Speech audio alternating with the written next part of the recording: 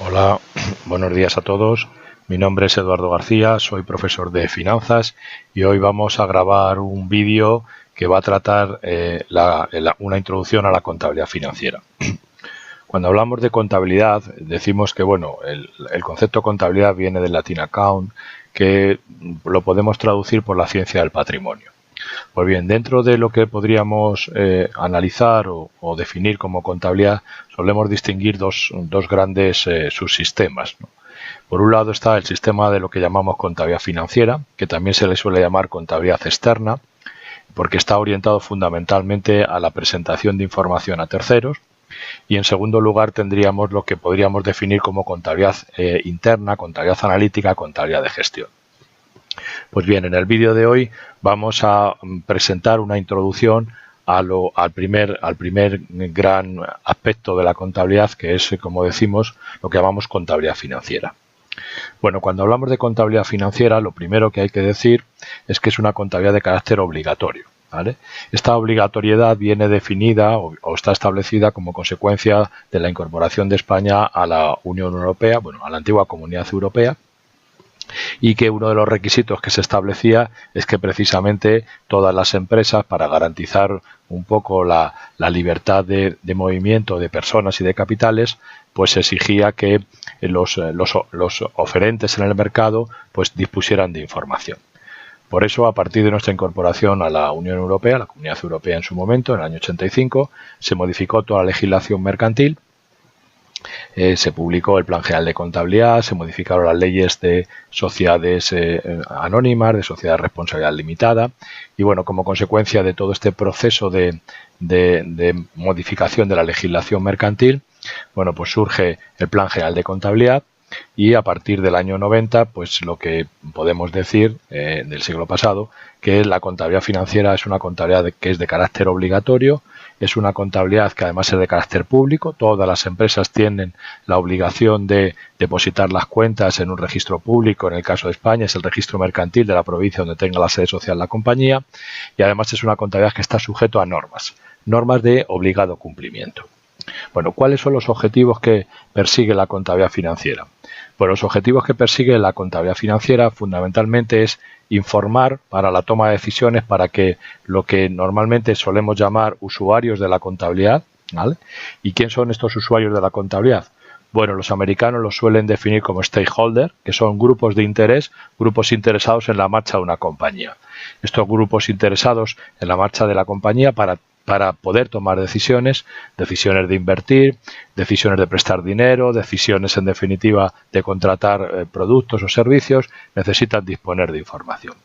De manera genérica, estos stakeholders decimos básicamente que serían los accionistas, tanto los reales como los potenciales, es decir, los actuales y los futuribles, también los prestamistas, los que prestan dinero o prestan servicios, en el caso de los proveedores, cuando nos financian una compra, es decir, cuando no pagamos al contado, pues al final lo que están haciendo es prestarnos dinero, ¿vale?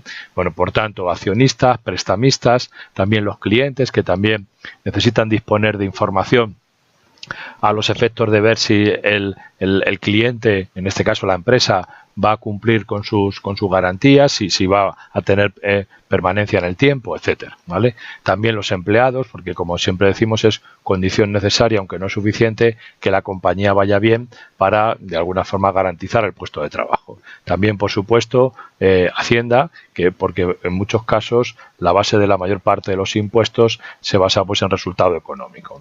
Y bueno, en definitiva los directivos también, porque efectivamente hay muchas veces que el plan de incentivos, el variable, pues va asociado a obtener determinados rendimientos económicos. Pues bien, estos grupos de interés, ¿no? Usuarios de la contabilidad que decimos, grupos de interés, stakeholder, ¿vale? Como decía antes, para tomar decisiones de invertir o de prestar dinero, de ser cliente o no, de trabajar en la compañía o marcharte, ¿vale? Pues necesitan disponer de información. Pues bien, esa, como digo, es la información que dimana de la contabilidad financiera. Por eso es por lo que decimos que la contabilidad financiera es una contabilidad de carácter público, es una contabilidad, obligatoria, y además es una contabilidad que está normalizada. Bueno, ¿y qué se pretende? Bueno, pues la contabilidad financiera tiene el propósito de presentar información de manera global a estos stakeholders y en ese sentido la información que se presenta pretende evaluar a la compañía en una triple dimensión. En primer lugar, lo que llamamos la dimensión económica, posición económica de una empresa. ¿Cómo definimos posición económica de una compañía? Pues la definimos como la capacidad que tiene la compañía de generar riqueza de manera sostenida en el tiempo. Esa capacidad de generar riqueza la vamos a evaluar a través de un estado financiero. Un estado financiero que es lo que llamamos la cuenta de pérdidas y ganancias, estado de resultados, P&L, de alguna forma que se le conoce por muchos conceptos. Esta cuenta de resultados se calcula por diferencia entre los ingresos y gastos y efectivamente evalúa la capacidad de generar riqueza de una entidad en un periodo de tiempo. Además, también vamos a evaluar lo que se suele llamar la posición financiera. ¿Qué entendemos por posición financiera de una compañía? Pues entendemos la capacidad que tiene la compañía para hacer frente a sus compromisos de pago, lo que comúnmente se llama obligaciones.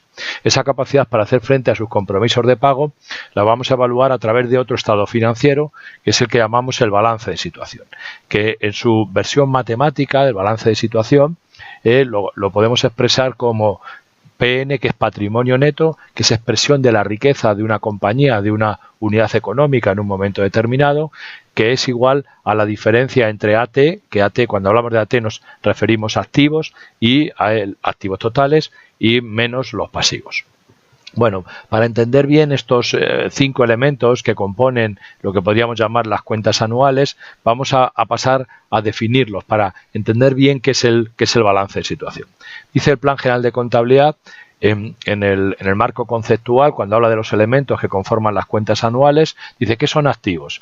Bueno, pues activos son bienes, derechos y otros recursos económicos, bienes como por ejemplo mesas, sillas, ordenadores, derechos por ejemplo como derechos de propiedad, acciones de una compañía, préstamos que yo haya concedido, por ejemplo pues también patentes, marcas que las haya adquirido, derechos de traspaso, en definitiva derechos, una factura pendiente de cobro, también en este caso es un derecho, así que habla de que los activos son bienes, derechos u otros recursos económicos controlados económicamente por la empresa, es decir, ni siquiera hace falta que sean propiedad de la compañía, ¿vale? Basta con que tenga el control. Esto va referido fundamentalmente a los bienes que se adquieren mediante arrendamiento financiero y en el cual es una forma de adquisición de la inversión. Por tanto, bueno, pues todos esos bienes que se adquieren mediante arrendamiento financiero, a pesar de que la propiedad del bien, no sea tuya hasta que no ejecutes la opción de compra, bueno, pues si adquieres los bienes mediante arrendamiento financiero y manifiestas que vas a ejercitar la opción de compra, entonces los tendrías que registrar como si fueran un activo, aunque no sean tuyos. Los controlas, ¿vale? Y por tanto, en este caso, aunque no sean tuyos, es una especie de acceso diferido a la propiedad. Por tanto, lo que te dice el plan es que los tienes que meter como si fueran activos. También te dice el plan que un activo siempre es resultado de sucesos pasados. Así que la contabilidad no registra hechos futuros, sino que registra hechos pasados y los valora en términos monetarios, ¿vale? Y lo más importante también, además de todo esto que decimos, es que para que un activo cumpla la definición se tiene que dar primero esto que estamos diciendo con anterioridad y luego en segundo lugar y tan importante como lo primero es que se espera que la empresa obtenga beneficios o rendimientos económicos en el futuro. Es decir, que los activos se tienen para rentabilizarse, ¿vale? Y por tanto, si un activo no es capaz de generar beneficios económicos o rendimientos económicos en el futuro, no puede definirse como tal, ¿vale? Cuando hablamos de esto nos estamos refiriendo a que sea capaz de transformarse en dinero, ¿vale? Dinero en definitiva, ¿vale? Que de alguna forma se ponga de manifiesto esa obtención de beneficio o rendimiento futuro. Por tanto, un activo, en resumen, es un bien, un derecho, otro recurso económico controlado por la empresa como consecuencia de sucesos pasados y por los que se espera que se obtenga un beneficio o rendimiento económico. Si, por ejemplo, tenemos una factura de un cliente y ese cliente pues entra en suspensión de pagos, bueno, pues esa factura habría que reducir el valor de esa factura, ¿vale? Habría que, lo que llamamos en términos contables, que deteriorarla, ¿vale? Bueno, los activos son los bienes y derechos, ¿vale? Y ahora, el siguiente concepto que define el plan son los pasivos. ¿Qué se entiende por pasivo? Bueno, pues pasivo lo que son obligaciones. El plan define que son obligaciones actuales, el valor actual de una deuda surgida como consecuencia de sucesos pasados, ¿vale? Y para cuya extinción la empresa espera tener que desprenderse de recursos económicos, es decir, tener que desprenderse de activos, ¿vale? Por tanto, en resumen, ¿qué es un pasivo? Bueno, pues un pasivo es el valor actual de de una deuda como consecuencia de sucesos pasados y por los cuales a vencimiento pues se espera que se pague, es decir, se espera que tengas que prescindir de activos. Definido el activo como bienes y derechos, definido el pasivo como obligaciones, pues ya solo nos queda definir qué es el residual, que es el patrimonio neto. El patrimonio neto, nos dice el plan, que constituye la parte residual de los activos de una entidad. Es decir, que si a los activos le restamos los pasivos, lo que queda es el patrimonio neto. Por tanto, el patrimonio neto, el plan lo define como una diferencia, expresa la riqueza de una compañía en un momento determinado. Y cuando hablamos de riqueza de la compañía, nos estamos refiriendo, en este sentido, a la riqueza de los socios, ¿vale? Por eso es por lo que termina el plan diciendo que incluye las aportaciones realizadas por los socios o propietarios que no tengan la consideración de deudas, lógicamente, no son préstamos que hace la compañía, sino el socio a la compañía, sino son, en definitiva, aportaciones que se hacen a la empresa, ¿vale? Y por tanto, el patrimonio neto expresa la riqueza de una compañía, está constituido por todas las aportaciones que ha hecho los propietarios y por el beneficio generado por la empresa desde su origen, desde el origen de la compañía hasta hoy y que no se haya repartido vía dividendos, ¿vale? Y por tanto, en este sentido, como decimos, es la parte residual, ¿vale? Así que es muy importante este concepto de riqueza, este concepto de patrimonio neto, porque, como digo, nos expresa la riqueza en un momento determinado, de una sociedad mercantil o de cualquier unidad económica. Si hablamos, por ejemplo, de la riqueza de una persona física, pues la podemos calcular de la misma manera. Cogemos los bienes y derechos, los valoramos en términos monetarios, le restamos las deudas y lo que queda, pues en definitiva, es el patrimonio neto, que es expresión de la riqueza de la compañía. También el plan define dos conceptos más, que son el concepto de ingreso, y aquí hay que tener cuidado porque muchas veces en el lenguaje de la economía familiar se confunden ingresos con cobros y se confunden gastos con pagos, y por tanto conviene prestar mucha atención en este sentido al concepto de ingreso que decimos. Cuando hablamos de ingreso, dice el plan que ingreso es todo aquello que aumenta el patrimonio neto. Son todas aquellas operaciones que suponen un incremento de la riqueza y que no sean como consecuencia de las aportaciones que hacen los socios. Por eso es por lo que son incrementos del patrimonio en el ejercicio, y ya sea ese incremento de patrimonio se va a materializar o bien en un aumento de los activos o bien en una disminución de los pasivos. Así que ingreso, en definitiva, es toda aquella operación que supone un incremento de la riqueza y siempre que no tenga su origen en las aportaciones de los socios o propietarios. Es decir, las ampliaciones de capital aumentan el patrimonio neto de la compañía, pero no la riqueza de los socios. Por eso las ampliaciones de capital no se consideran un ingreso, no irían en el estado de resultados, en la cuenta de pérdidas y ganancias, como si fuera un ingreso, ¿vale? Bueno, si hemos definido ingreso como aumento de riqueza, ¿cómo definiríamos gasto? Bueno, pues gasto es todo lo que suponga una disminución de riqueza, es decir, una disminución del patrimonio neto, y que esa disminución del patrimonio neto no sea como consecuencia de la salida de patrimonio neto por la retribución a los accionistas vía dividendos. Así que los dividendos suponen disminución del patrimonio neto, pero no como consecuencia de un gasto, no como consecuencia de un consumo, sino como consecuencia del reparto del beneficio a sus legítimos propietarios. Pues bien, definidos estos conceptos, estos 5 conceptos que conforman las cuentas anuales, si volvemos en definitiva a nuestra situación de antes, decimos, evaluamos a la compañía de momento en 2 dimensiones, en primer lugar su posición económica, en segundo su posición financiera. Posición económica, capacidad de generar riqueza; posición financiera, capacidad de hacer frente a nuestros compromisos de pago. Lo que buscamos es un equilibrio entre ambas posiciones. Si tuviéramos que decantarnos por una buena posición económica o una buena posición financiera, pues en principio lo que hay que advertir es que el motor de generación de riqueza y de mejora de la posición financiera de cualquier compañía es su posición económica.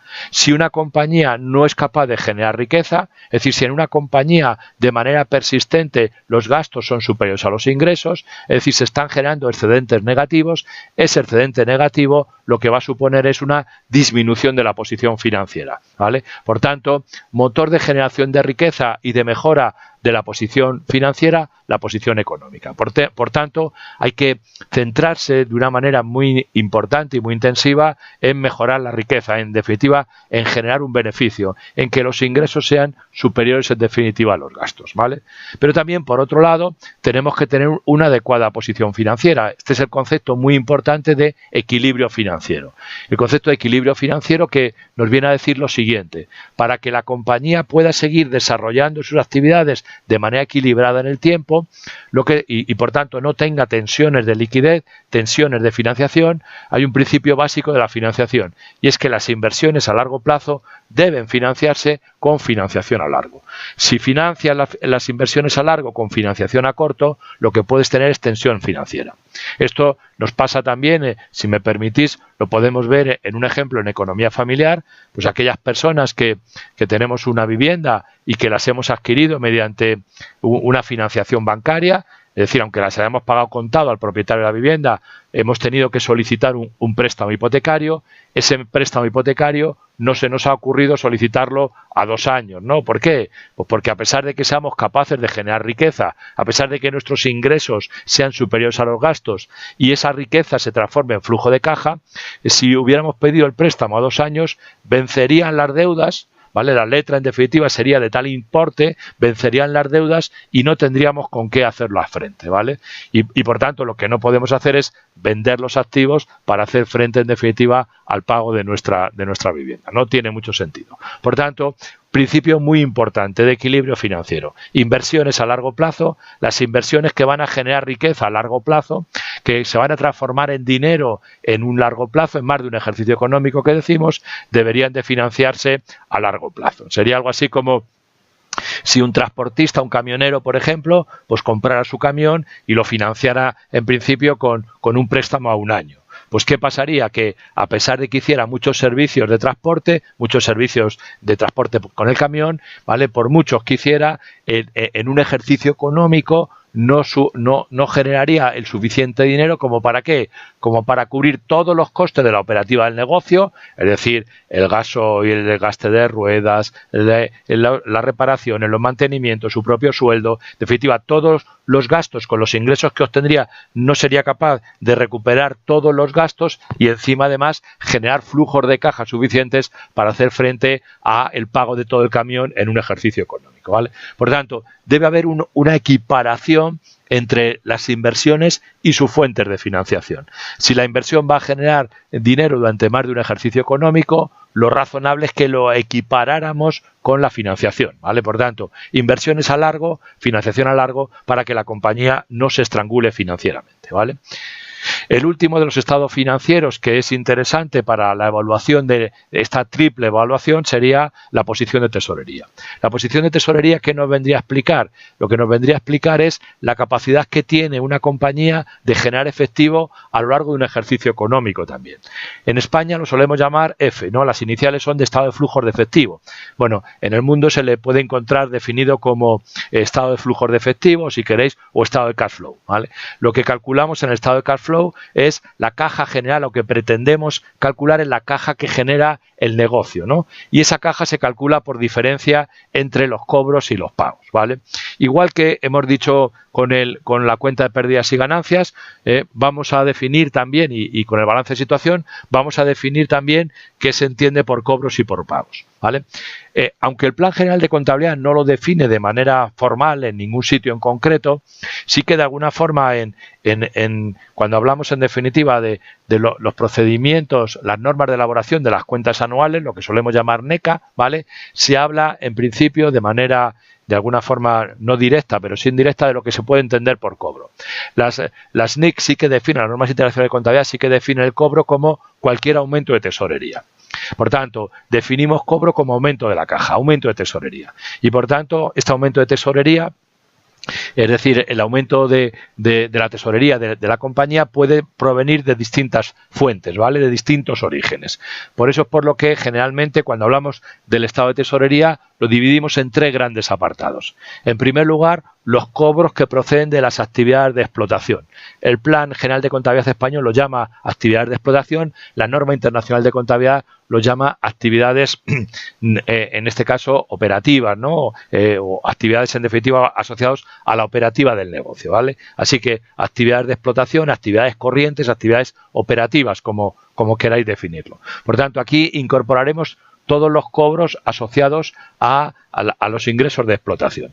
Por tanto, cómo los ingresos de explotación por entrega de bienes, prestaciones de servicio se transforman en cobros, así que son cobros de ingresos de explotación. Las subvenciones de explotación, ¿vale? Las donaciones de explotación que haya, en definitiva, cobros por las actividades de explotación. ¿vale? Bueno, a continuación también incorporaremos en otro apartado los cobros asociados a otro tipo de actividades. Esto es lo que la norma llama actividades de inversión. Actividades de inversión que en este caso son de desinversión. Es decir, cogemos nuestros activos activos que llamamos habitualmente inmovilizados, o si queréis, activos no corrientes, pues lo que decíamos, ¿no? El camión para el camionero, ¿de acuerdo? ¿Vale? Pues la mesa, la silla, los ordenadores, todas aquellas inversiones que van a generar rendimiento durante más de un ejercicio económico, que el propósito no es venderlos, pero que en un momento determinado se pueden liquidar. Bueno, pues todos los cobros procedentes de ese tipo de inversiones lo meteremos dentro del estado de tesorería en lo que se llama los cobros por actividades de inversión. ¿Cuándo? Cuando las vendamos, ¿de acuerdo? Por tanto, es igual que en nuestra economía familiar. Compramos un coche a veces y usamos ese coche, y cuando queremos cambiar el coche, pues lo que hacemos es que vendemos el antiguo y nos compramos el nuevo. Por tanto, aquí lo que pondríamos serían los cobros por las actividades de inversión, es decir, por esas ventas de elementos de inmovilizado. Lo que obtenemos por las ventas de elementos de inmovilizado, ¿vale? Normalmente los cobros por las actividades de inversión suelen ser de menor importe que los pagos por las actividades de inversión en el mismo periodo. Lo que os comentaba, efectivamente vendes el coche antiguo, pero te compras uno nuevo que normalmente te suele costar bastante más caro, ¿vale? Por tanto, los flujos de caja asociados a las actividades de inversión suelen tener signos negativos, ¿de acuerdo? ¿Vale? Y luego los terceros cobros, las terceras fuentes de tesorería como consecuencia de los cobros son de las actividades de financiación. Aquí en los cobros por las actividades de financiación, ¿qué incorporaríamos? Pues bueno, básicamente lo que incorporaríamos serían todos los préstamos que me conceden los bancos, todas las ampliaciones de capital que me aportan los accionistas, en el caso de empresas que puedan acudir a los mercados de capital, pues toda la emisión de deuda privada, ¿no? Bonos, pagarés, todo lo que puedan emitir las compañías y que suponga en definitiva entrada de tesorería por la financiación, ¿vale? Así que estos son los cobros que yo digo cobros entre comillas malos, porque entran en tesorería, ¿vale? Pero después hay que devolverlos, ¿vale? Porque va asociado a las actividades de financiación. Bueno, igual que hemos definido los cobros, bueno, pues en sentido contrario, en relación con la tesorería, vamos a definir los pagos. ¿Qué entendemos por pago? Pues cualquier disminución de tesorería. Y de la misma manera que hemos hecho con los cobros, también los pagos se pueden agrupar en tres grandes apartados. Los pagos asociados a las actividades de explotación, que aquí serían cómo los gastos se transforman en flujo de caja. Por ejemplo, en el caso de las empresas, gastos de personal y el pago al personal, gastos en definitiva de arrendamiento y el pago del arrendamiento. Bueno, pues aquí en el estado de flujos de efectivo lo que registraríamos serían pagos. Así que cómo los gastos se transforman en pagos, ¿vale? Bien, luego también tendríamos pagos por las actividades de inversión, que en este caso son compra de inversiones, ¿vale? Y por último serían cobros por las actividades de financiación, que serían el pago cuando se devuelve en definitiva el préstamo, el pago también de dividendos, ¿vale? Dividendos en definitiva a los accionistas, el pago también de la devolución de principal o en este caso pues a los terceros, ¿vale? También metemos normalmente las devoluciones de aportaciones de capital a los socios, lo que pasa que normalmente no suelen ser operaciones muy habituales, ¿vale? Por tanto, lo que se está haciendo es calculando cuál es el saldo neto de las operaciones de cobros y pagos por los tres motivos, es decir, procedente de las actividades de explotación, cobros y pagos por las actividades de explotación, procedente de las actividades de inversión, cobros y pagos por las actividades de inversión y procedente de las actividades de financiación, cobros y pagos por las actividades de financiación, ¿vale? La suma de todos estos movimientos, por las actividades de explotación, por las actividades de inversión y por las actividades de financiación, sería la variación de la caja de un periodo, ¿vale? Por tanto, el estado de tesorería lo que nos explicaría sería la variación de la caja, ¿vale? De la misma manera que la cuenta de resultados nos explica la variación de riqueza, el estado de tesorería nos explica la variación de la caja, ¿vale? Por eso es por lo que decimos que lo que buscamos es el adecuado equilibrio económico-financiero, ¿vale? En estas tres, de alguna forma, tres dimensiones, ¿vale? Bien, y para terminar esta presentación hay que advertir que los dos estados financieros de los extremos, tanto la cuenta de resultados como el estado de tesorería son estados financieros que llamamos flujos, ¿vale? ¿Por qué? Porque recogen el flujo de riqueza generado en un periodo de tiempo, la posición económica, y el flujo de efectivo generado en un periodo de tiempo. En definitiva, yo digo que son estados financieros virtuales, en el sentido de que no existen como tales, no están en ningún sitio, ¿vale? Son estados financieros que son explicativos. ¿Explicativos de qué?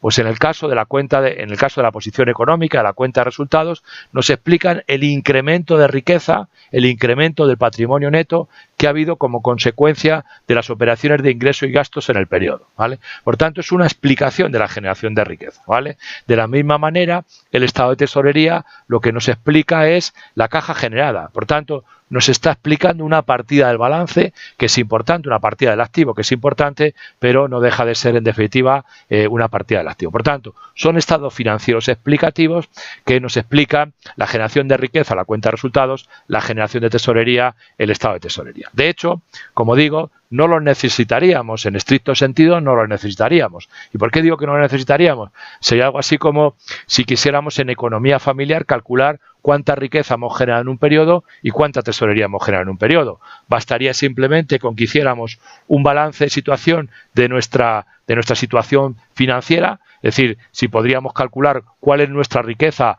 a un momento determinado, por ejemplo a 31 de diciembre, podríamos hacer un inventario de cuál es el conjunto de bienes que tenemos, lo valoramos en términos monetarios, le restaríamos los pasivos, es decir, las obligaciones, también la valoraríamos en términos monetarios, calcularíamos en definitiva cuál es nuestra riqueza en un momento determinado. Si comparamos esa riqueza al cierre de un ejercicio, la comparáramos con la riqueza al cierre del ejercicio siguiente, la variación en el patrimonio neto sería el incremento de riqueza que se ha producido en el periodo. ¿Y cómo lo podríamos explicar? Pues simplemente por resta de patrimonio neto. ¿Cuál es el patrimonio neto al inicio? Patrimonio neto al final. Ese sería el cuánto de la variación de riqueza. Pues bien, la explicación de cómo se ha generado esa riqueza sería la cuenta de resultados, ¿vale? Por tanto, la cuenta de resultados lo que nos viene a explicar es el incremento o disminución de riqueza producida en un periodo de tiempo, ¿vale? Como consecuencia de las operaciones de ingreso y gasto que ha habido en ese periodo, ¿vale? De la misma manera podríamos hacer con la tesorería. Podemos coger el saldo al inicio del periodo, cogemos el saldo al final del periodo y por diferencia podríamos calcular la variación de la caja. Pero si alguien quisiera explicarnos los distintos orígenes y aplicaciones de la caja, sería muy conveniente elaborar el estado de flujo de efectivo. Pues bien, con esto vamos a terminar este primer vídeo de presentación. En el vídeo que vamos a grabar a continuación, lo que vamos a ver es cómo se relacionan los estados financieros entre sí a partir de un ejercicio, de un caso muy sencillito que vamos a llamar caso finanzas y que os invito en definitiva a que lo veáis. Pues nada, pues me despido hasta el siguiente caso. Venga, un saludo a todos y hasta pronto.